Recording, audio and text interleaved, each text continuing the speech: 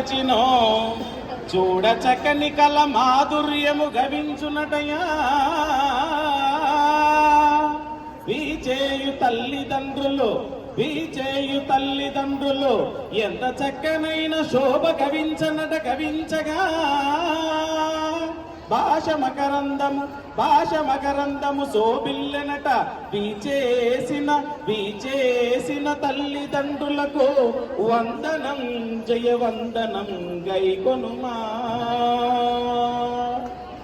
అందరికీ నమస్కారం. సప్పట్లు వద్దులేండి. తల్లిదండ్రులు ఇక్కడే ఉండాలని మనస్ఫూర్తిగా కోరుకుంటున్నాను. అంటే మధ్యాహ్నం వరకు. ఏతస్యాం సర్వాః మయా విధం ప్రధానస్యతే సర్వాః అభిష్ట సిద్ధ్యర్థం ప్రధానస్యతే అంటారు. ఒక ఊర్లో గుడి లేకపోయినా పర్లేదు, ఏముండాలి? బడి ఉండాలి. ఈ అమ్మాయి క్వశ్చన్ వేస్తాను, గుడి లేకపోతే ఎట్లా? రైట్, గుడి లేకపోయినా పర్లేదు, బడి ఉండాలి. మరి గుడి లేకపోతే ఎలాగా? ఇంట్లో తల్లిదండ్రులే దైవంతో సమానం. కాబట్టి దుకారస్య అంధకారస్య రుకారతత్ నిరోధకరే.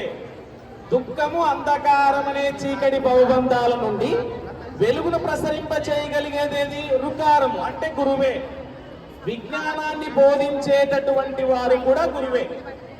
కాబట్టి పిల్లల్లో జిజ్ఞాస పెంపొందించడానికి, మహోన్నతమైనటువంటి జ్ఞానాన్ని పొందడానికి రుకారం అనేటటువంటి గురువు చాలా చక్కటి స్ఫూర్తిదాయకంగా నిలబడతారు.